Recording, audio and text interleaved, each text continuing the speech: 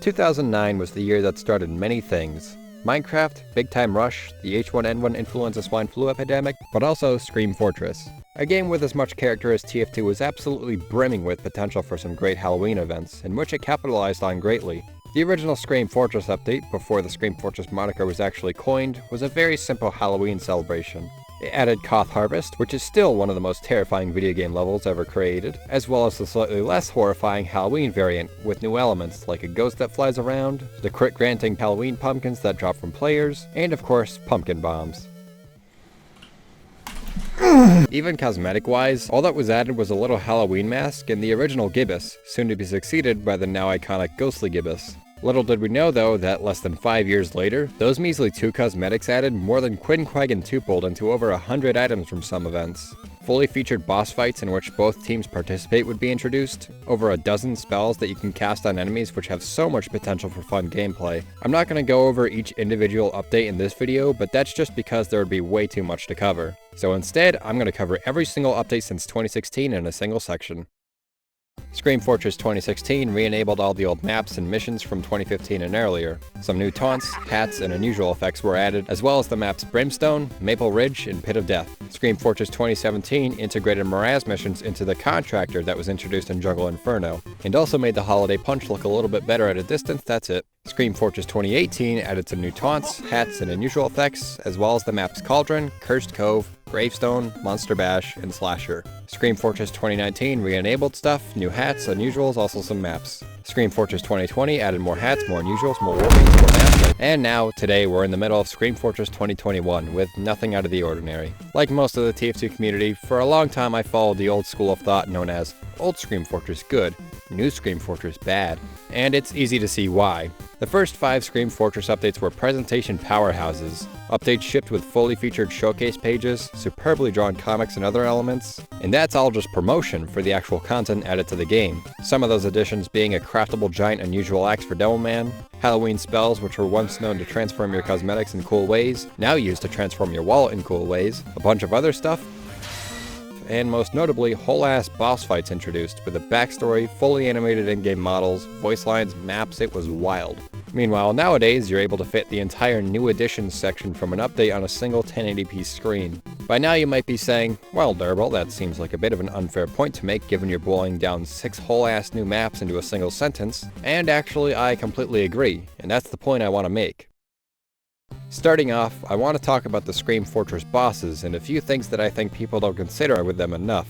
Firstly, don't get me wrong, these bosses are awesome additions to the game. They're full of character and are incredibly cool additions to the TF2 universe. However, this kind of super high-effort, game-changing mechanic does something known as breaking the gameplay loop. What I personally believe is that TF2 has survived as long as it has because of how good its gameplay loop is. There are a lot of people out there who might hate the game for one reason or another, but you will never hear someone say that TF2 sucks because its core gameplay sucks. So when you have a game with some of the most beautiful base gameplay ever crafted and say, alright, instead of all that, how about they shoot an eyeball for a few minutes? You end up breaking that loop. Now, for almost any player, I'm sure fighting these guys for the first time is a pretty sweet experience. Everybody on both sides ganging up on one big baddie to get some hat you're gonna wear for a few minutes, then go back to your beloved gibbous. After just one defeat though, a lot of the magic is gone. And if you've played for more than a few years like me, fighting these bosses just has no appeal anymore. Especially nowadays, given some of them initiate a truce when they spawn, and the fact that they respawn like every 20 seconds. Dude, come on! And again, I'm not saying they're inherently bad additions, but to say that they're inherently better than the updates we get now ignores their incredibly lacking replay value. If every update we got introduced a new boss like this, most of the Scream Fortress map pool would consist of been there, done that, and be way less fun for everyone who's played the game for more than a year. And as a quick aside, the Carnival of Carnage and its bumper car minigame also apply here, albeit to a lesser extent. I think they're a lot more fun to replay than the bosses, but after only a handful of games, you've seen everything it has to offer. Since that addresses some of the old Scream Fortress good part of the equation, we now move on to the new Scream Fortress bad. Modern Scream Fortress updates have a few small differences compared to their older counterparts, but I think the biggest difference is the sheer volume of new maps we've been getting.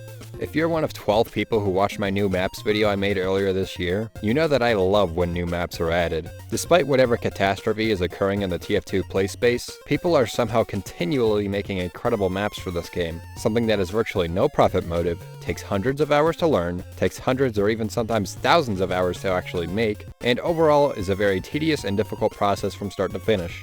Yet people keep making them, which is incredible, and easily makes Scream Fortress my favorite time of year by far. The cosmetics are cool and unusual effects are nice, but they don't even hold a candle to how much I love playing on a new map. Halloween aside, just having a new space to play the game in makes it feel so fresh and new. I'll try not to put my entire map video into this video, so if you want to hear more of my thoughts on this topic, go there. To strengthen my point, I want to ask you a question. In terms of in-game content, what were the real differences between Scream Fortress 2013 and Scream Fortress 2021? Both added new cosmetics, new unusual effects, and new maps to play on. Beyond that though, our newer update also adds new taunts and war paints. The only thing Scream Fortress 2013 has going for itself is the new spell mechanic, which is really fucking cool, I'll be honest, and that's kind of the issue. Spells, unlike bosses and bumper car games, are really great in that they complement the already existing great TF2 gameplay, rather than throwing it aside entirely. You can experiment almost endlessly with them as any class, and also unlike bosses, they don't absolutely suck eggs when added to maps outside of their original one. They're such a good addition that it feels like almost any new Scream Fortress gimmick would have to be a boss or map specific, which would have the same issues that come with all that. Otherwise, they'd have to compete with spells, which are already more than sufficient, so anything new might feel like bloat. I'm having a bit of a hard time wording things at this point, but to simplify, I'll put it like this. The only differences between the old and new Scream Fortress is that the older ones had their own big gimmicks, and also had much better presentation in the form of update pages and lore. The former is hard to do because of issues already discussed, and the latter requires effort on Valve's part, something that's impossible to ask for nowadays. Finally, we're at the crux of the point I want to make. The two things that really separated the old, supposedly better Scream Fortress updates from the new ones are things that we can't easily attain without either support from Valve or a new brilliant idea. In which, if you have an idea for a new Halloween mechanic, feel free to say so in the comments. I'm actually curious what people have to say. More than anything though, I think this goes to say that the new Scream Fortress style isn't all that bad actually, and it's definitely a solid package given how little effort Valve's been putting in. But before this video ends on an actually happy note, I have a little lightning round of smaller things with Scream Fortress that are a little wonky that I want to talk about. First, Halloween restrictions are completely fucked. We're at the point where a goofy little pumpkin beanie is deemed too spooky, meanwhile literal eyes popping a foot out of someone's face is just fine for Christmas time. To put it quickly, all items that have a tier aren't Halloween restricted, and that's been the case since Halloween of 2015. Sometimes this works out okay, but sometimes Valve decides that this is somehow less Halloween themed than a green backpack for Medic and decides to add it into the game unrestricted. At this point, I would have left the corpse carrier as it is. You don't want to screw over players who already have one, but instead they made a kind and wonderful decision and made it restricted after the fact, and granted any players who already had one a random item from the same collection. While I do agree that this item should be restricted, I only would have done so by making it so in the first place. There are dozens of other items that feel out of place in their restrictions, but I'll just leave it there and say it's a bit of a fixer-upper.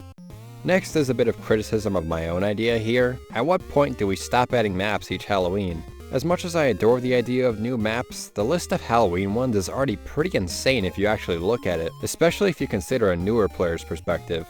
Right now, we're at an eye-watering 30 different maps, and given Valve decided to add 6 this year for some reason, it will not be long before things get out of hand, especially if we follow the old formula. And next, please stop spawning bosses every 2 seconds on community maps, please. Oh my god. As much as I absolutely adore every new map added, and how much I appreciate those who put the time into making these maps as good as they are, this outright ruins some of them for me. Sure, adding a scary wizard or floating eyeball does make things a lot spookier, but so does a diagnosis of polio. I've already talked about how fighting these bosses for even just the second time is so much less fun, but it is 10 times as problematic when it isn't on their primary map. You can't get most of the boss items, they're a pain in the ass to fight since there's still an objective going on, so shooting them is just not worth it at all, and it feels like it takes a lot out of what could otherwise be a quirky but still consistently fun list of maps to play. I still enjoy them all a ton and think this is an entirely subjective issue, but I think I'm with most people when I say that my favorite Scream Fortress maps are the more tame ones. God bless you, Maple Grove event. Having covered most of my woes at this point, I have no idea where Scream Fortress is going. I don't necessarily mind its current update pattern as I've already mentioned, but certain issues are mounting. and it's up in the air as to how long Valve is going to support this game at all. Christmas is coming up, and last year we got a pretty sweet update out of it, so maybe we'll get one this year, who knows.